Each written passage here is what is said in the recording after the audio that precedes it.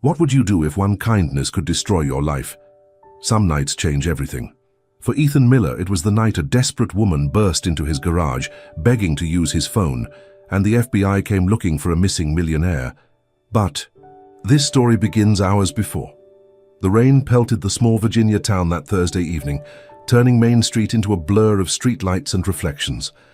Inside Richardson's auto repair, Ethan Miller worked alone, the rhythmic clang of metal against metal echoing off the walls of the garage his father had built 40 years ago.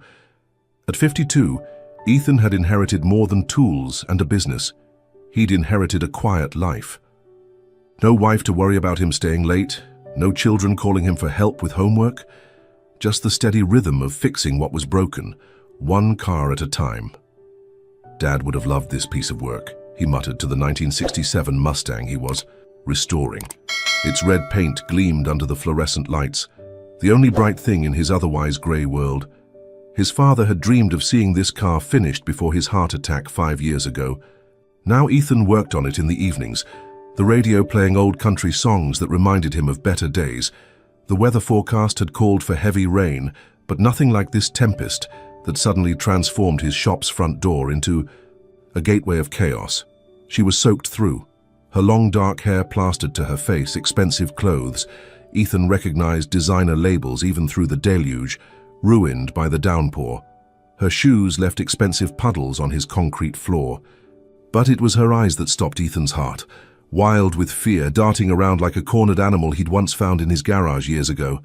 "Please," she gasped, water dripping everywhere, creating a small river across his workspace. "I need to use your phone as it's an emergency."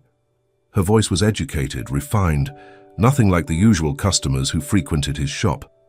Ethan hesitated, tightening his grip on the wrench in his calloused hand. In his 15 years running the shop, he'd seen desperate people before, folks who couldn't afford repairs, teenagers trying to hide fender benders from their parents, even the occasional person running from the law. But this was different. This woman didn't belong in his blue-collar world, and she looked like she was running from death itself.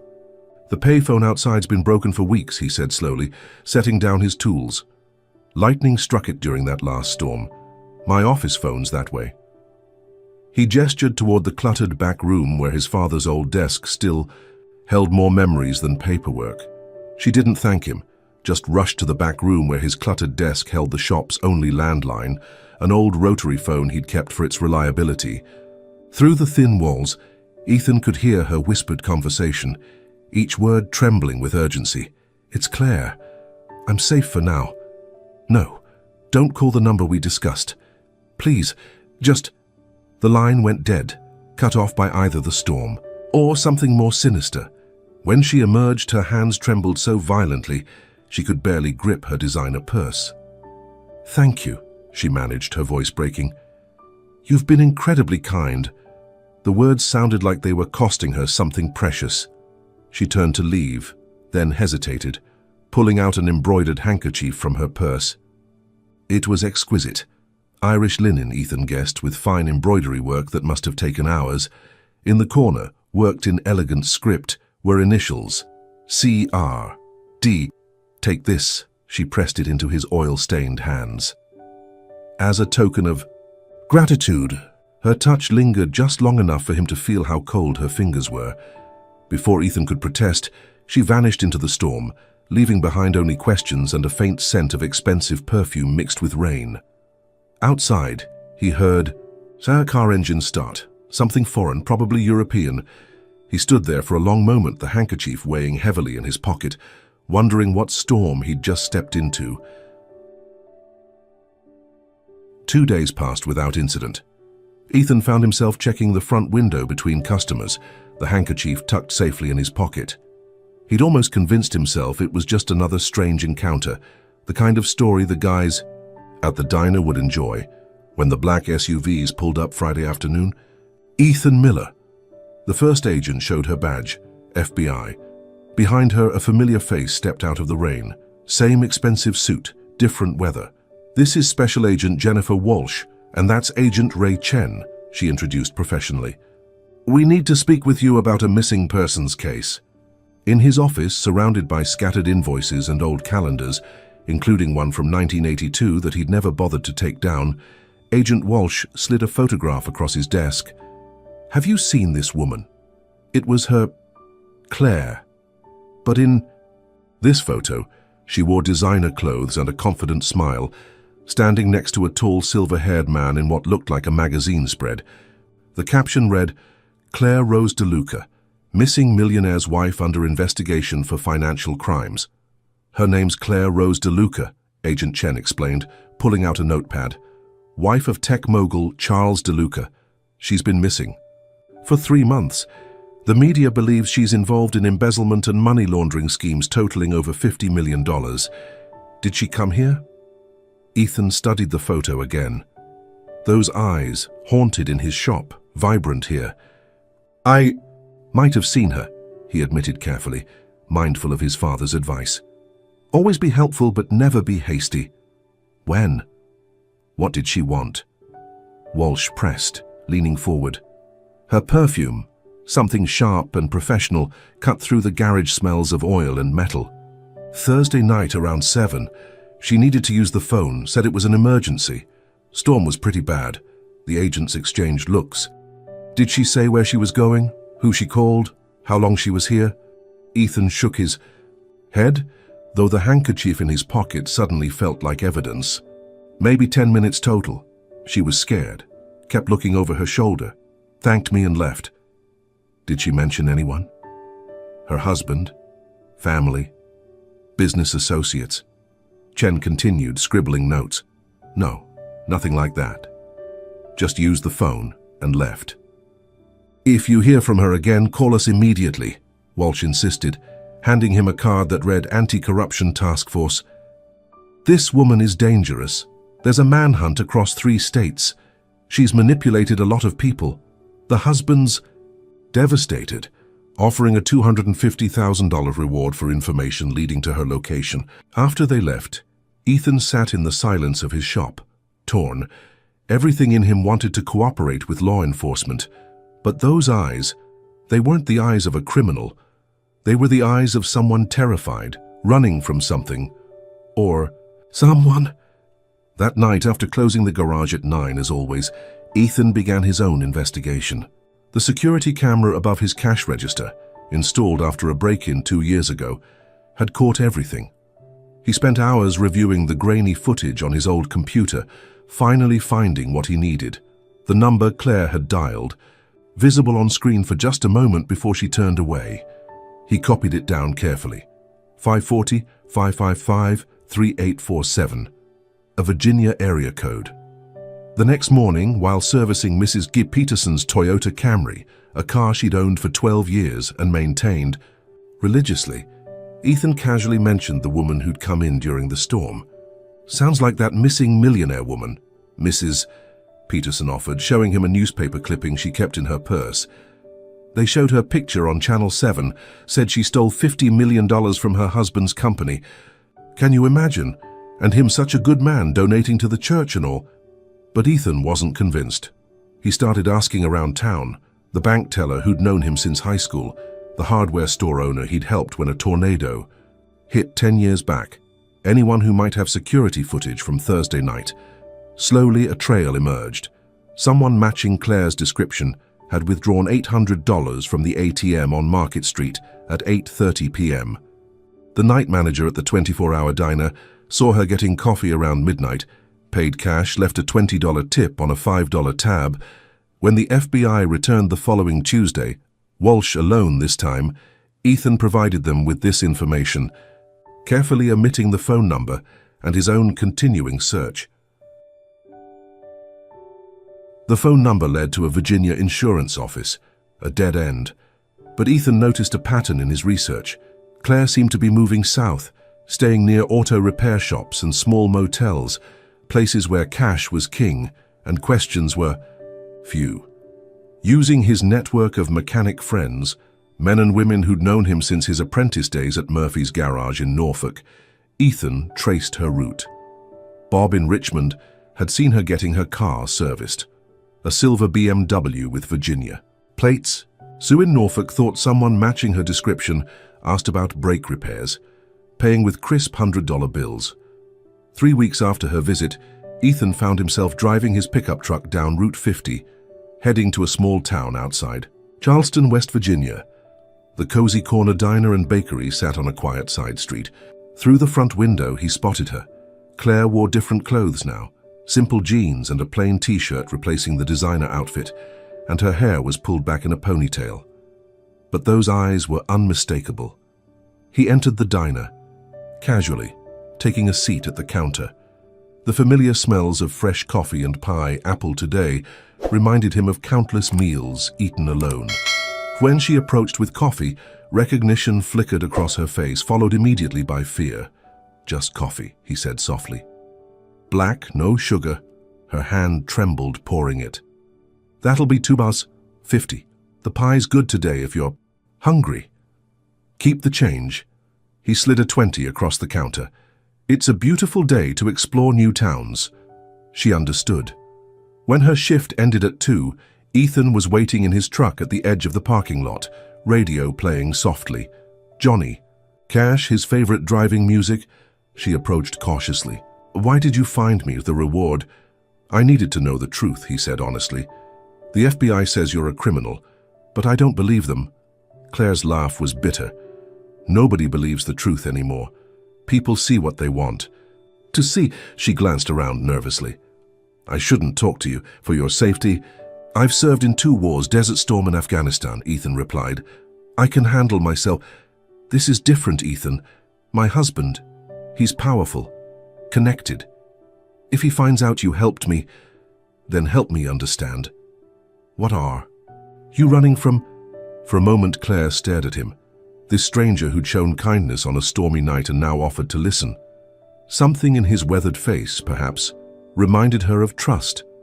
"I worked in his company's accounting department when we met," she began slowly, settling into the passenger seat. "I thought Charles was brilliant, charming. We married after 6 months." Her voice hardened. "I found the offshore accounts by accident. Cayman Islands, Switzerland, millions flowing through shell companies. When I confronted him, he threatened my younger sister. She's in college, studying medicine. Why not go to the police? I tried. He's donated to every political campaign in the state." "Has FBI contacts, Agent Walsh? She had dinner at our house 3 months ago. 2 days after I tried to report him to the IRS, my car's brakes failed on the highway. I survived. Barely." The mechanic said the lines had been cut cleanly. Ethan felt a chill. "So you ran." "I staged my disappearance. Moved small amounts of money to accounts he didn't know about. My grandmother's life insurance. An old college savings account. Made it look like I'd stolen millions to throw him off. Better he thinks I'm criminal than desperate." They talked for hours in his truck, Claire's story unfolding like a thriller novel. Her marriage had been a facade. Charles needed the appearance of the perfect tech mogul with the beautiful wife. But behind closed doors, control had turned to surveillance, love to threats. "I've been moving every few days," she admitted. "Using fake names, paying cash, but it's exhausting. And the money won't last forever." "Let me help," Ethan offered. "I know people in every state. Mechanics see everything, hear everything. We can get you somewhere safe." For the first time since that rain-soaked night, Claire's smile held hope. Their alliance began carefully. Ethan returned home but drove back weekly, bringing supplies and information. Claire had rented a tiny apartment above the bakery under the name Sarah Miller, a conscious choice, she admitted, though she wouldn't say why. During one visit, Ethan noticed men in suits at the diner. His mechanic instincts, reading people like reading engine trouble, told him these weren't tourists. "FBI," Claire confirmed later as they walked along the creek behind the town. "They've been here twice. I think they're tracking financial records, but I've been careful. Only cash transactions, or maybe we need to stop running," Ethan suggested. "Fight back?" Claire shook her head violently. "You don't understand his power. He has judges, politicians. Then we need leverage." Evidence? That conversation planted a seed. Over the next month, as Ethan and Claire grew closer, not romantically but with the trust of soldiers in a foxhole, they devised a plan. Ethan learned Claire's mother, Elizabeth, lived in Florida. A former investigative journalist who'd won awards for exposing corruption in the 90s, she'd retired after Charles threatened her daughter's livelihood unless she stopped stirring up trouble.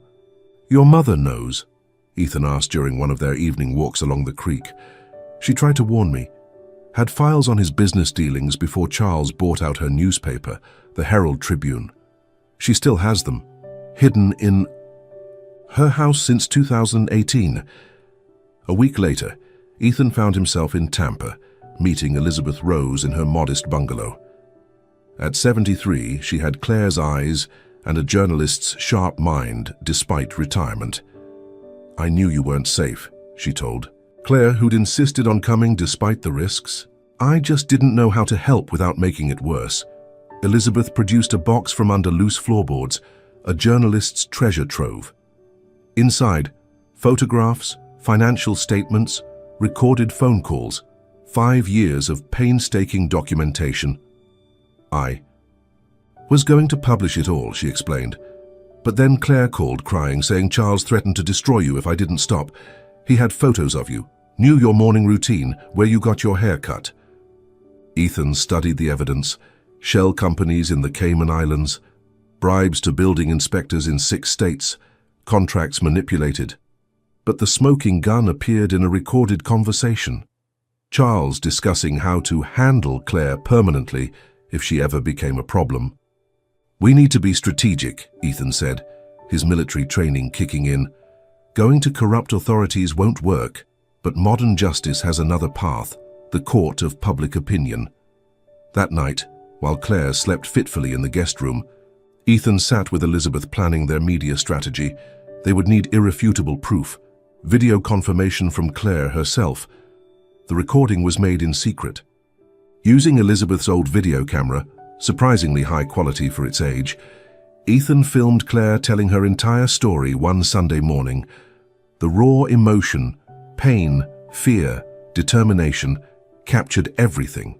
The threats, the evidence, the 2 years of hidden abuse beneath the veneer of a perfect marriage. "I'm not a victim," Claire said directly to the camera. "I'm a survivor, and I'm ready to fight back." But they needed more. They needed Charles to implicate himself directly. The plan was audacious, born from Ethan's military background and Elizabeth's journalistic cunning. They lured Charles with the promise of evidence disposal, a message purportedly from a corrupt FBI agent offering to destroy Claire's case. For $2 million, Charles took the bait quickly. He agreed to meet at a remote warehouse outside his Virginia headquarters, a building his company owned for storage purposes. Ethan insisted on handling the technical aspects. He'd served with a soldier named Marcus Johnson, who worked covert operations in Afghanistan. Now living in North Carolina and running a private security firm, Marcus helped set up sophisticated recording equipment, cameras disguised as security systems, microphones in fake building supplies. The day arrived cool and grey. Claire, despite protests from both Ethan and her mother, insisted on being nearby. They compromised. She'd wait in a van with Elizabeth, monitored by Marcus from his laptop 3 blocks away. Ethan posed as the FBI agent's associate, using contacts from his military days to obtain a convincing temporary badge. His backstory: he was the courier who'd handled the evidence swap, a man named David Walsh, chosen deliberately to psychologically connect with Agent Walsh's compromised position.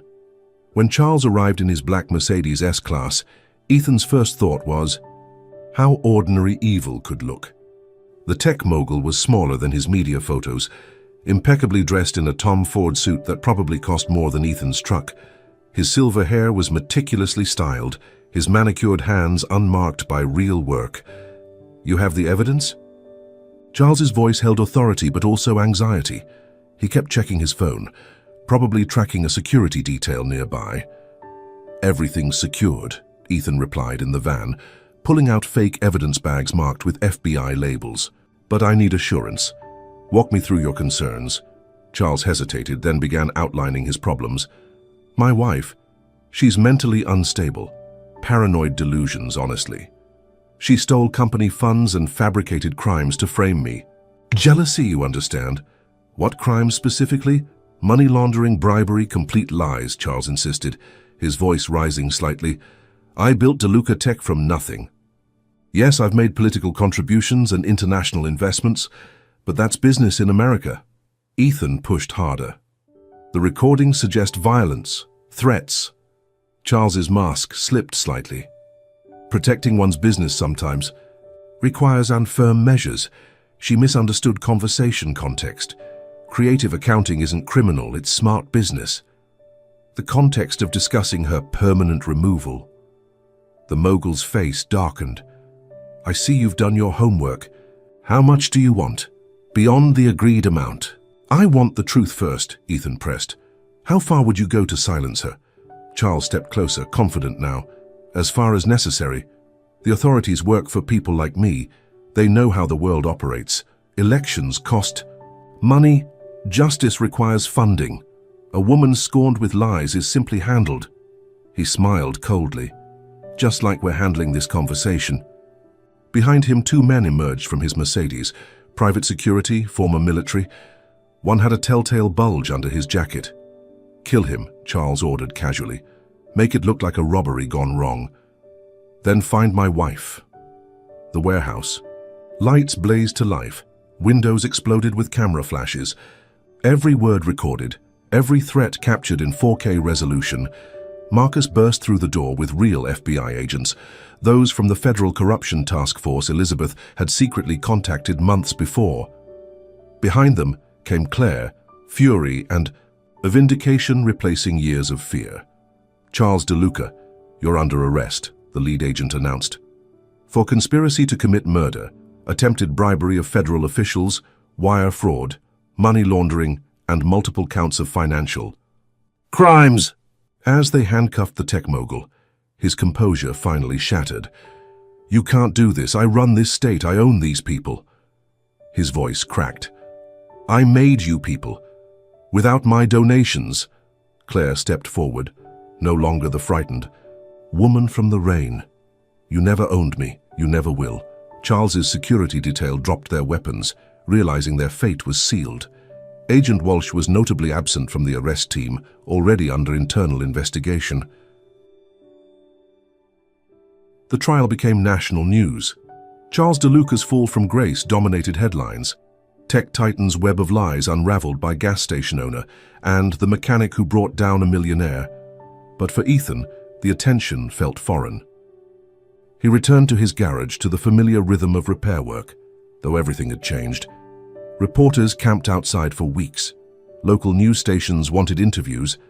The national networks offered substantial payments for exclusive rights.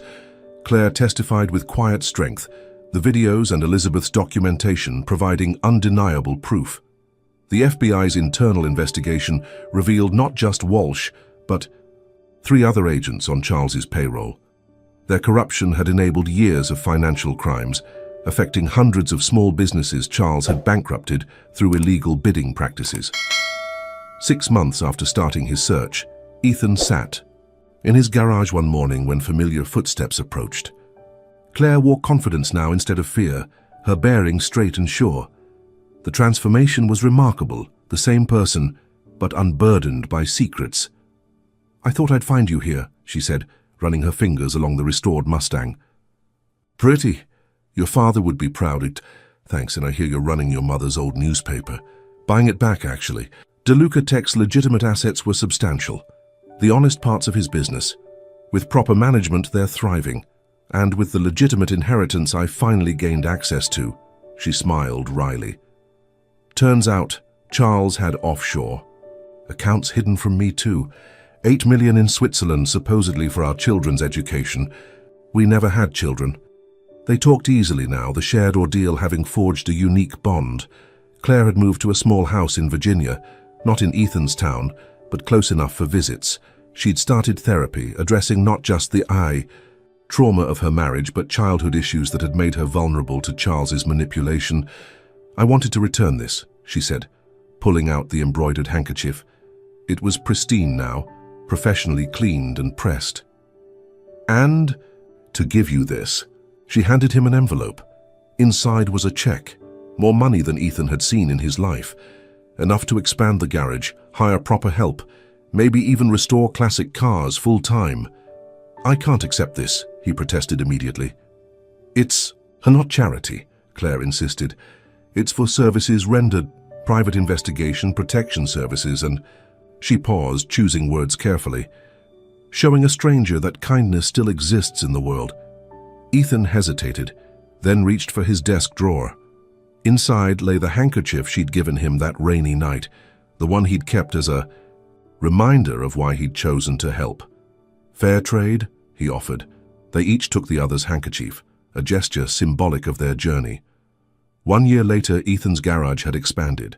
3 new mechanics worked alongside him, including a former student from the technical college who reminded him of his younger self. Business boomed, partly due to his brief notoriety, but mostly because word spread about honest work and fair prices. The old Mustang was finally finished, gleaming red in the showroom he'd added. Sometimes Ethan would sit in it after hours, radio playing, and think about all the twists his simple life had taken. Claire visited monthly, always on Sundays after services at the small church she'd started attending. Her newspaper flourished, exposing corruption while giving voice to the voiceless. She'd hired her mother as senior editor, and Elizabeth's investigative instincts proved as sharp as ever. The romantic questions persisted, from the locals, from the occasional journalist who still called. But both Ethan and Claire understood. Their bond transcended simple categorization. They were war buddies in life's battle against corruption, connected by shared trauma and mutual trust. She never spoke of romantic entanglements. The trauma of her marriage would need more time to heal. But friendship bloomed. They shared dinners at the local diner, the same booth where Clara worked, who always smiled knowingly. Elizabeth visited sometimes too, delighting in watching these 2 unlikely allies laugh over coffee. One Sunday afternoon, a year after the trial, Claire arrived at the garage carrying a book. The title made Ethan laugh. "The Stranger in the Ice Storm: How One Act of Kindness Unraveled a Multi-million-dollar Conspiracy." "I wrote this," she said simply, placing the hardcover in his hands. "With help from Mom." Publishers fought over it. The dedication read, "To Ethan Miller, who answered a stranger's call for help and changed the course of justice itself. Proof that heroes don't need perfect lives, just good hearts." Ethan opened to a random page. Sitting in his truck that afternoon, I realized something profound.